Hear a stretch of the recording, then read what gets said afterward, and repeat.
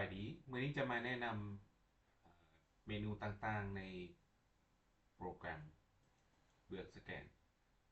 ก่อนอื่นก็ต้องล็อกอินเข้าศูนย์สอบสิ่งสกอนเนาะหลังจากนั้นก็เลือก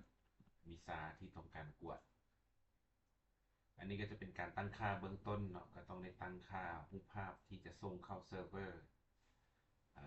จะส่งไปใส่เนาะแล้วก็ตัวนี้จะเป็นไฟล์ที่เราสแกนจากเครื่อง สแกนเฮาแล้วมาเก็บไว้ตัวนี้เป็นเซิร์ฟเวอร์ทั้งค่าออกไปเมนูต่างๆของเบื้องสแกนก็จะมี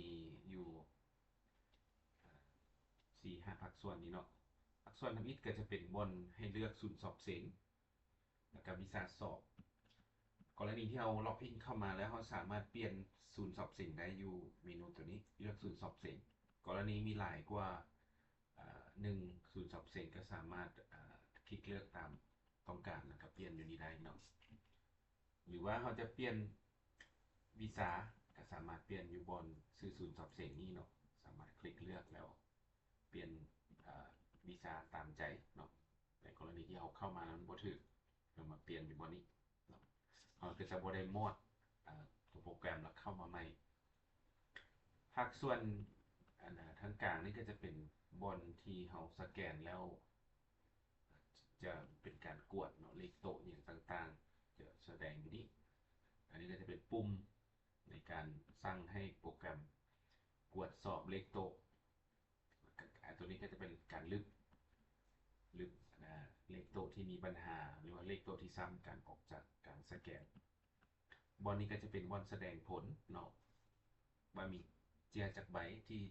ถึงสแกนผิดพลาดจากใบแล้วก็มีจากใบที่ว่ามีเลขโต๊ะซ้ำกันอันนี้ก็จะเป็น